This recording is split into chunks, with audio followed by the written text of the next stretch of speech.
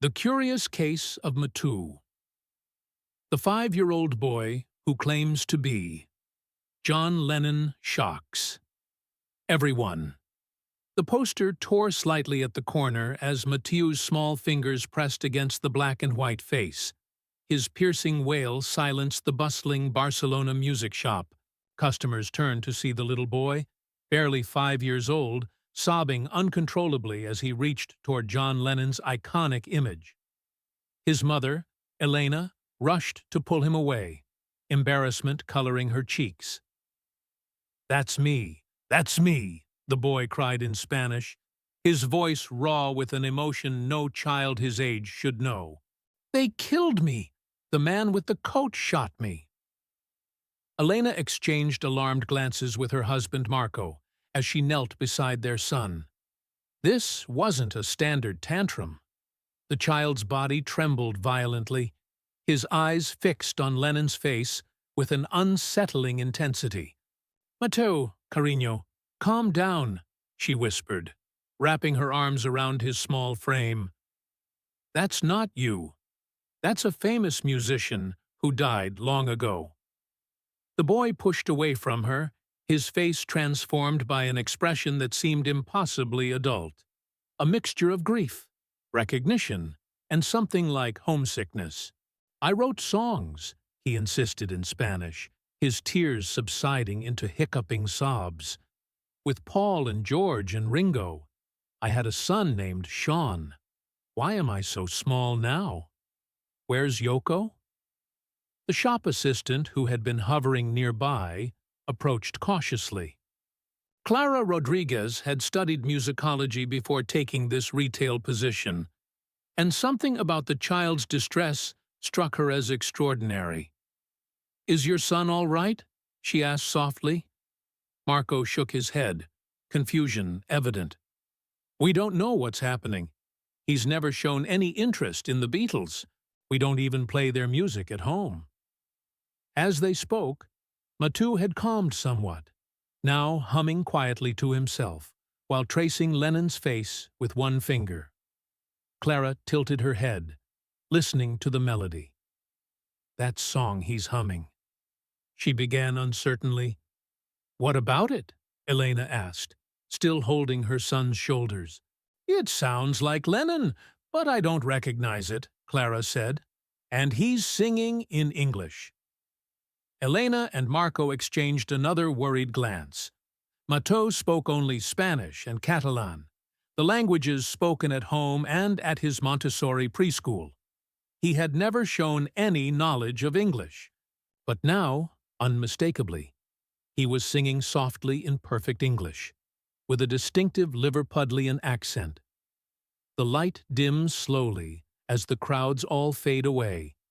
I'm standing lonely as the final notes still play. Yesterday's heroes become tomorrow's ghosts. The world keeps turning even when you're needed most. Clara's hands trembled slightly as she pulled out her phone and recorded a brief clip of the boy singing. "I'm sorry, but this is extraordinary. I've studied Lennon's work extensively. This sounds exactly like him, but I've never heard this song before. And your son's pronunciation, it's perfect Northern English." That evening, after putting Mateu to bed following another emotional episode where he'd asked repeatedly for his guitar, Elena and Marco sat in their kitchen, voices lowered. "This isn't normal," Marco insisted, scrolling through search results about children claiming to be reincarnations of famous people. He's never shown interest in music beyond normal children's songs. Now suddenly he's singing original compositions in English, with a Liverpool accent. Elena pushed her tea away untouched. "My mother would call this an old soul returning. Remember how my grandmother always said some souls have unfinished business? This isn't about superstition, Elena. Something is happening to our son. We need professional help." They were interrupted by a small voice from the doorway. Mateu stood in his dinosaur pajamas, clutching his stuffed tiger, tears streaming down his face again. I had a bad dream, he said in Spanish, about the man with the coat. He was waiting for me outside my home. Marco lifted his son onto his lap. It was just a dream, mijo. You're safe here with us. Mateu leaned his head against his father's chest. I was taller in the dream and older. I was coming home to my son. But the man was there, and he called my name. John. The next morning, Elena contacted a child psychologist, Dr. Francesca Vidal, explaining their concerns. The doctor agreed to see them that afternoon. Meanwhile, Marco called in sick to his accounting job to research more about Lennon and the circumstances of his death. What he discovered disturbed him deeply.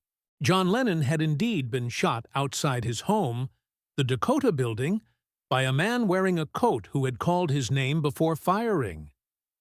This detail, the man in the coat calling his name, had not been something they'd discussed in front of Mateu. At the psychologist's office, Mateu played quietly with blocks while Dr. Vidal spoke with his parents in the adjoining room, visible through a large window. Children his age often have vivid imaginations, she explained. Sometimes they become fixated on stories or characters they encounter. But that's just it, Marco interrupted.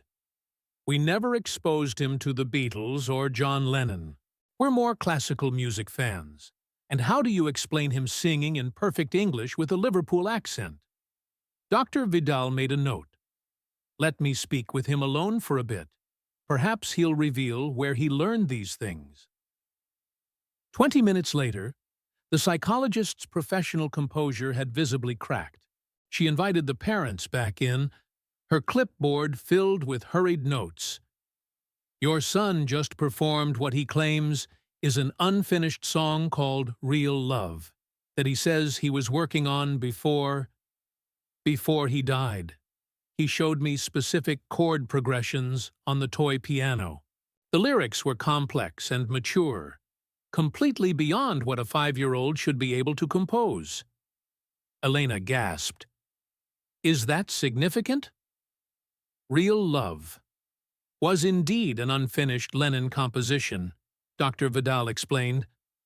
But the version your son played had additional verses I've never heard, and I'm quite familiar with Lennon's work.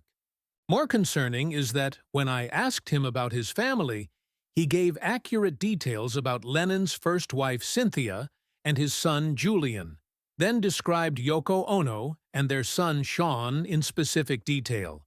He mentioned the white room in the Dakota with the white piano. These are not things a 5-year-old Spanish child would typically know. Marco ran a hand through his hair in frustration. So, what are you saying? That our son thinks he's John Lennon? That he's having some kind of psychotic break? I'm not suggesting anything supernatural, Dr. Vidal clarified quickly, but I would like to arrange for a colleague who specializes in unusual childhood memory phenomena to evaluate Mateu. In the meantime, it might help to learn if he's been exposed to information about Lennon from some source you're unaware of, perhaps at school or from another family member. Later that week, after speaking with Mateu's teachers and relatives, they were no closer to an explanation. No one had exposed him to Beatles music or discussed John Lennon in his presence. The preschool director confirmed that Mateu had never demonstrated English language skills in class. Meanwhile, Clara from the music shop had contacted them. I hope you don't mind, but I showed the video I took of Mateu singing to my former professor, Dr. Rafael Moreno. He's a musicologist specializing in 20th century popular music. He's quite intrigued and would like to meet your son. Elena was hesitant, but Marco saw an opportunity for answers. They agreed to meet the professor at their home, where Mateu might be more comfortable. Dr. Moreno arrived with a portable keyboard and a notebook full of questions. He was a distinguished man in his 60s with kind eyes behind round glasses, not unlike Lennon's own famous eyewear. I understand this is unusual, he acknowledged after introductions, but what your son was singing appears to be an unknown Lennon composition. The melodic structure, the chord progressions, the lyrical style, they're distinctively Lennon's late period. I've studied his work for decades, and I'd stake my reputation on this. Mateu had been playing quietly in the corner, but looked up when the professor opened his keyboard. Without prompting, the boy approached and sat beside Dr. Moreno. "Can I play?" he asked in Spanish. "Of course," the professor replied, switching the instrument on. What happened next left everyone in the room speechless. Mateu's small fingers found their way confidently across the keys, playing a complex melody with accompanying left-hand bass notes. His technique was imperfect, limited by his small hands and lack of training, but the composition was unmistakably sophisticated. "This is the song for Julia," he said matter-of-factly in Spanish as he played. "I wrote it for my mother after she died." Dr. Moreno's face paled. He recorded the performance on his phone, occasionally nodding as if recognizing musical phrases. Julia was indeed a song Lennon wrote for his mother, who died when he was 17, he explained quietly.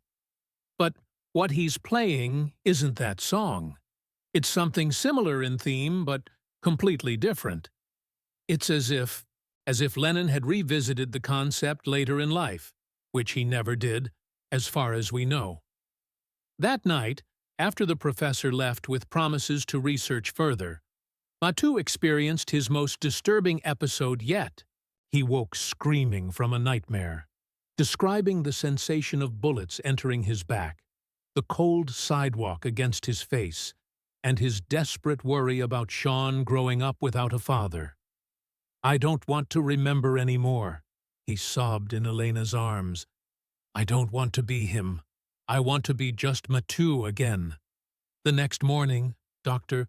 Vidal arranged for an appointment with Dr. Sophia Chen, a specialist in unusual memory phenomena in children. Before they could keep this appointment, however, Clara called again from the music shop, her voice tense with excitement. Dr. Moreno shared the recordings with a Beatles historian. The historian wants to meet Mateu immediately. He says your son was singing something that sounds exactly like a lost Lennon composition that was mentioned in Yoko Ono's private letters, but never found. And there's more. He thinks Mateu might be able to help locate other missing works. Marco hesitated, suddenly protective.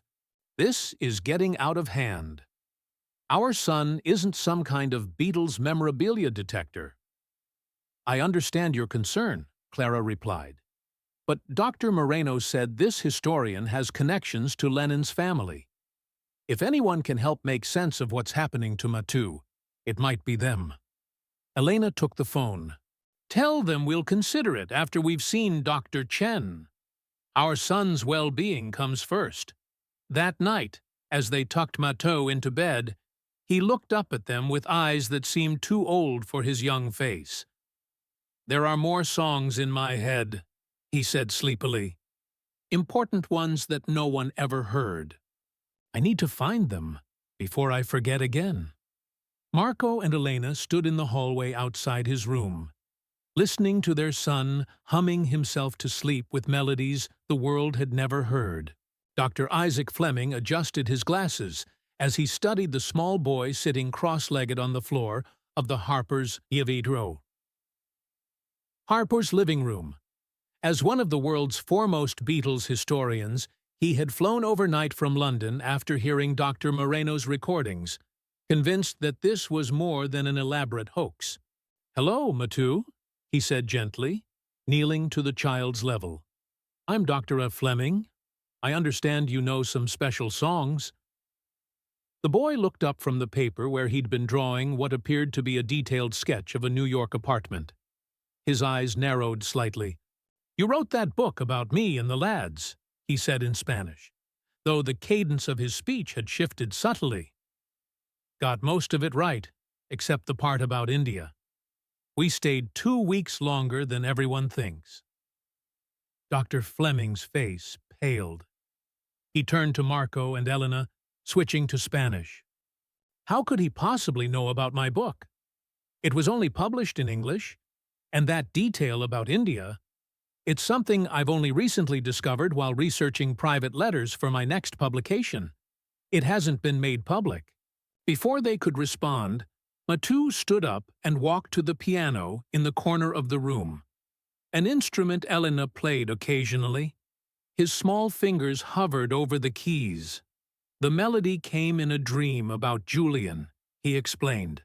Never finished it properly. Started it in '79 while looking at old photographs. He began to play, his technique limited by his small hands, but the composition unmistakably complex. Dr. Fleming frantically set up recording equipment, nodding to himself as the melody unfolded. "This has the hallmarks of Lennon's later compositional style," he whispered to the parents. "The chord progressions, the melodic intervals, it's distinctively his work. But I've never heard this piece before, and I've studied every known recording, draft, and fragment."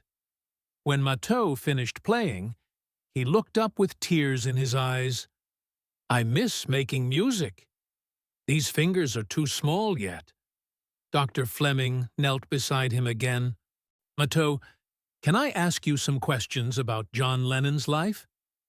The boy nodded solemnly. Over the next hour, Dr. Fleming posed increasingly specific questions about obscure details of Lennon's career, personal life, and creative process. Mateu answered with remarkable accuracy, occasionally correcting the historian on points that contradicted official records but aligned with recent scholarly discoveries not yet published. Most striking was Mateu's description of Lennon's creative process for specific songs, including details about abandoned verses, alternative arrangements, and the emotional context behind certain compositions. He spoke about arguments with Paul McCartney that had never been documented and described recording sessions with technical details no child could have invented. "There's a tape," Mateu said suddenly, while they were discussing the Double Fantasy album. "In the White Room behind the bookcase. I hid it there after the last session. No one knows about it." Dr. Fleming leaned forward intently. "What's on this tape?" "The songs for the next album. I had recorded demos the week before the man came.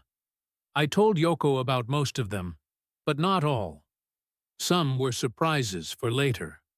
The historian made frantic notes, his hand shaking slightly. Several unfinished songs had been discovered after Lennon's death, eventually released as Milk and Honey. But rumors had always persisted about additional material that had never been found. "Could you describe where exactly this tape would be?" Dr. Fleming asked carefully. Mateu drew a detailed diagram of what appeared to be a section of the Dakota apartment, marking with an X a specific location behind a bookcase in what he called the White Room. The precision of the drawing was unsettling from a 5-year-old who had never been to New York. By evening, Dr. Fleming had compiled over 50 pages of notes. He sat with Marco and Elena in the kitchen while Mateu napped, exhausted from the intense session. "What your son knows is extraordinary," he explained. "It's not just broad facts about Lennon that anyone could research.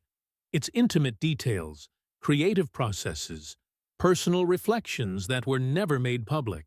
And most remarkably, he's playing and singing original compositions that bear all the hallmarks of Lennon's style, but have never been heard before." Elena clutched her mug of tea. "But what does it mean? How is this possible?" Dr. Fleming shook his head. "I'm a historian, not a psychiatrist or a parapsychologist. I can only tell you that the musical and historical knowledge your son is demonstrating could not have been acquired through normal means. It would require decades of immersive study and access to private archives that simply doesn't exist. "So, what do we do now?" Marco asked, his voice strained. "With your permission, I'd like to bring in someone who might provide a different perspective."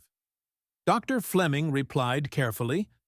"John Lennon, John's son, has been cautiously informed about this situation. He's understandably skeptical, but intrigued, especially about the mention of unknown recordings. He's willing to meet Mateu." The suggestion hung in the air, fraught with implications. Elena exchanged a worried glance with Marco. "This is becoming too much," she said. "Mateu is just a little boy. All this attention, these questions, it's exhausting him." "I understand your concerns completely," Dr. de Fleming assured them. "On tout point. But consider this. If what Mateu is experiencing is real, however we might explain it, then connecting with Sean might provide a form of closure or resolution. And if there really are undiscovered works, as he claims, this could be culturally significant." Before they could decide, they heard Mateu crying out from his bedroom. They rushed in to find him thrashing in his bed, caught in another nightmare. "Cold, so cold," he mumbled as Elena gathered him in her arms. "The sidewalk. The blood. Wanting to tell Sean goodbye." Over the following days, Mateu's episodes intensified. He would switch between being a normal 5-year-old boy, playing with his toys and asking for his favorite snacks, to suddenly speaking about complex adult relationships and creative frustrations in a manner that was unnervingly mature. Dr. Hadidid Yerti Quatudids Chen, the specialist in unusual memory phenomena, spent several sessions with Mateu, documenting his case alongside Dr. Vidal. Together, they administered a series of tests, including showing Mateu photographs of people from Lennon's life mixed with control images of strangers. The boy consistently identified people significant to Lennon, often adding personal details about his relationships with them. From a purely scientific perspective, this case is extraordinary. Dr. Chen explained after a particularly intensive session, "I've studied children who demonstrate unusual knowledge of specific historical periods or technical subjects, but never with this level of personal detail and emotional connection. And the musical abilities he's displaying are beyond explanation through any conventional developmental framework." News of Mateu's case had begun to leak into specialist circles despite the family's efforts to maintain privacy. A well-known music producer offered a substantial sum to record Mateu playing the lost compositions. A documentary filmmaker made inquiries. A tabloid somehow obtained Clara's original video and published a blurry screenshot with the headline, "Lennon Reborn, Spanish Child Prodigy Claims Beatles Connection." The unwanted attention pushed Marco and Elena toward a decision. After consulting with both Dr. Chen and Dr. Horty Sadetoiti Taridri Fleming, they agreed to a carefully controlled meeting with John Lennon, who would travel to Barcelona under strict confidentiality.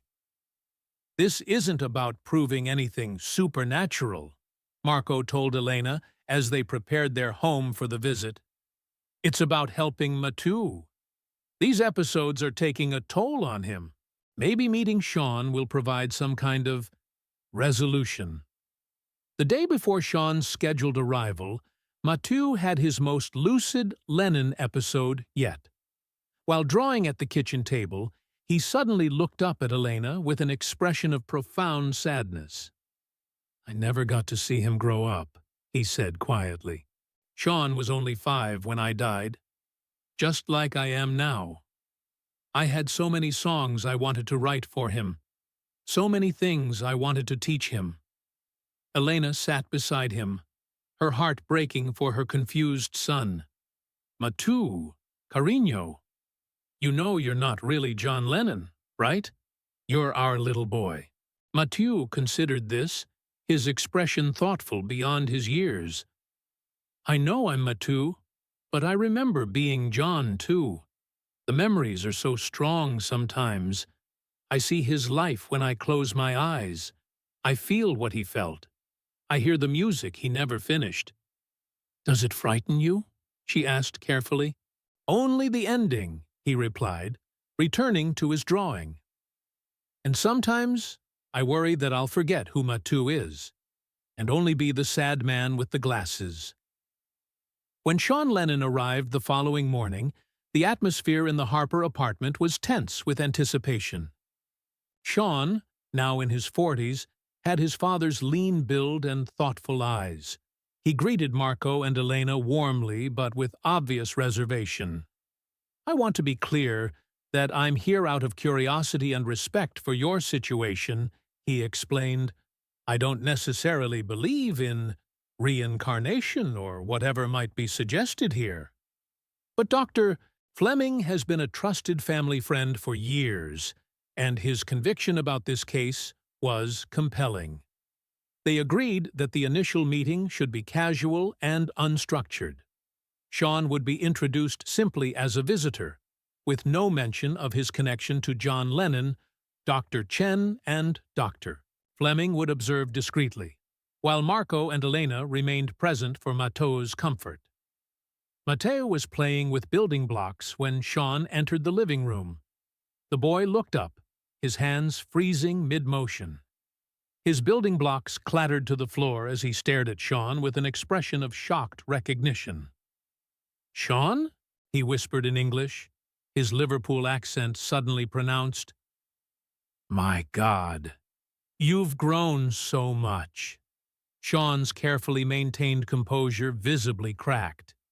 He hadn't been addressed yet, and no one had mentioned his name. The child had spoken in English, which his parents had confirmed he didn't speak, with an accent eerily similar to his father's. "Hello," Sean replied cautiously, also in English. "Do you know who I am?" Mateu stood and approached Sean slowly, his small face filled with an emotion too complex for a child. "You're my son. You're Sean. The last time I saw you, you were little, just 5. We were reading that book about the elephant." The color drained from Sean's face. The Story of Babar had been the last book his father had read to him before his death, a detail never mentioned in any biography or interview. The room fell into stunned silence. Sean remained frozen, staring at the small boy who had just referenced a private moment never shared publicly. Dr. Fleming and Dr. Chen exchanged meaningful glances, while Elena moved protectively toward her son. "How did you know about the elephant book?" Sean finally asked, his voice barely above a whisper. Mateu tilted his head, seemingly confused by the question. "We read it every night that week. You liked the illustrations. I did the funny voice for the old lady that made you laugh." He switched back to Spanish, turning to his mother with a child's typical impatience. "Mama, I'm thirsty." The abrupt shift between the eerie maturity of his interaction with Sean and this normal childish request was jarring. Elena led Mateu to the kitchen for water, leaving Sean visibly shaken. "That detail about Babar," he said to Dr. Fleming once Mateu was out of earshot. "It's not in any book or interview. My mother and I have never discussed it publicly. It was the last thing we did together the night before he died." When Mateu returned, Sean sat on the floor beside him, watching as the boy resumed building with his blocks. For several minutes, they constructed a tower together in silence, the adults observing this surreal interaction between a 5-year-old Spanish child and the son of John Lennon. "Do you remember any songs?" Sean eventually asked in a casual tone. Though his intent gaze betrayed his emotional investment in the question, Mateu nodded without looking up from the blocks. "Lots of them. Some I finished. Some are still just pieces." "Could you show me one? On the piano, maybe?" Mateu considered this, then abandoned his blocks and moved to the piano. His small fingers positioned themselves with surprising confidence as he began to play a haunting melody. The composition was melancholic, yet uplifting, distinctly Lennonian in its chord progressions and melodic structure. "This one was for you," he said, simply as he played. "For your 10th birthday. I never got to finish it." Sean's composure finally broke. He turned away, shoulders shaking slightly as he struggled to control his emotions. Dr. Fleming placed a supportive hand on his shoulder, while Dr. Chen continued documenting the interaction. After the impromptu performance, Mateu grew tired and irritable, a normal reaction for a 5-year-old after intense focus. Elena suggested a short nap, and the adults moved to the kitchen to process what they had witnessed.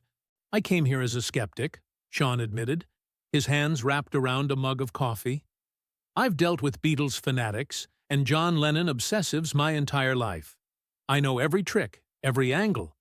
But this—" He trailed off, staring into his mug. "That melody he played, it was new to me, yet somehow familiar. It felt like his music." Dr. Chen shared her professional observations. "What makes Mateu's case extraordinary is not just his knowledge of historical facts, which theoretically could be researched, but the emotional authenticity of his expressions. He displays appropriate emotional responses to deeply personal memories. His musical compositions show a sophistication completely inconsistent with his age and training.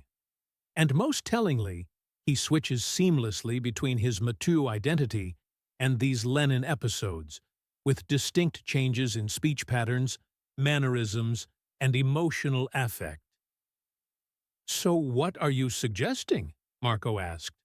"Cerns that our son is somehow channeling John Lennon's spirit, memories, that he's been reincarnated?" "I'm not qualified to make such metaphysical claims," Dr. Chen replied carefully. "I can only observe the phenomena and acknowledge that they defy conventional psychological explanation. Many cultures have traditions that might interpret this differently, from reincarnation to genetic memory to more esoteric concepts of consciousness transference." "The tape he mentioned," Sean interjected suddenly. "The one supposedly hidden in the Dakota. That's something concrete we could investigate." Dr. Fleming nodded. He drew a very specific location. If such a tape exists, it would be compelling evidence that something truly inexplicable is occurring. "The apartment has been completely renovated since my parents' time," Sean explained. "But the building's historical status meant certain structural elements had to be preserved. If it's where he described, it's possible it could still be there." The next morning, after a night punctuated by another of Mateu's nightmares about the man in the coat, they gathered again. Sean had been on the phone most of the night, making arrangements with his mother, Yoko Ono, who despite her advanced age remained the keeper of John Lennon's legacy. "My mother is skeptical but interested," he explained. "She's authorized an examination of the specific area in the apartment that Mateu described. A historian from the Lennon estate will conduct the search, with appropriate documentation." Mateu had been quiet all morning, alternating between periods of normal 5-year-old behavior and moments of distant introspection that seemed jarringly adult. When Sean asked if he could draw the location of the tape again, the boy complied with surprising precision, adding more details to his previous diagram. "The panel moves if you press here and here together," he explained, pointing to specific spots on his drawing. "I installed it myself when we were renovating. The contractor thought it was just a design element." 3 days later, Sean received a call from New York. He listened intently before thanking the caller and ending the conversation. His face was pale as he turned to the group assembled in the Harpers' living room. "They found it," he said simply. "Exactly where Mateu described. A metal box containing 3 cassette tapes, labeled in my father's handwriting. For the next one, Oct. 1980. The historian confirmed they appear authentic and untampered with. The revelation sent shock waves through the room. Dr. Fleming looked as though he might faint, while Dr. Chen furiously took notes. Marco and Elena exchanged worried glances, their concern for their son overshadowing the historical significance of the discovery. "What was on them?" Dr. Fleming asked breathlessly. "They haven't been played yet," Sean replied. "Given their potentially historical significance, they're being carefully preserved and will be professionally transferred to digital format under controlled conditions. But the labels and handwriting have been authenticated by experts. They're real." That evening, after the excitement had settled, Sean spent time alone with Mateu. They sat together at the piano, the man watching with emotional intensity as the small boy played fragments of melodies that his father had seemingly left unfinished. "There's one more thing," Mateu said suddenly, switching to English with that unsettling Liverpool accent. "Something I need you to know." "What is it?" Sean asked gently. "I was thinking about you when it happened. My last thoughts were worries that you wouldn't remember me properly, that you were too young to have enough memories." Sean's breath caught audibly as Mateu continued. "I wanted you to know that everything I did, the activism, the music, stepping away to be with you, it was all because I finally understood what mattered. I didn't want you growing up with an absent father like I had. The greatest thing I ever did wasn't any song. It was you." The words, coming from a 5-year-old Spanish child who normally spoke no English, carried an emotional weight that left Sean speechless. He embraced Mateu, who hugged him back with a child's natural affection, seemingly unaware of the profound impact his words had made. In the days that followed, a careful plan was developed. The Lennon estate, represented by Sean, offered to bring Mateu and his parents to New York under strict privacy to see if the boy could reveal any additional information about unreleased music. All parties agreed that Mateu's welfare was paramount, and any interaction would be monitored by Dr. Chen to ensure his psychological well-being. The tapes discovered in the Dakota were carefully preserved and eventually digitized by audio restoration experts. They contained 9 previously unknown Lennon compositions in demo form, including the melody Mateu had played for Sean, complete with vocals and more developed arrangements. The authenticity was confirmed by multiple experts, and the discovery was hailed as the most significant Beatles-related find in decades. During their carefully managed visit to New York, Mateu displayed an uncanny familiarity with the Dakota building despite never having been there before.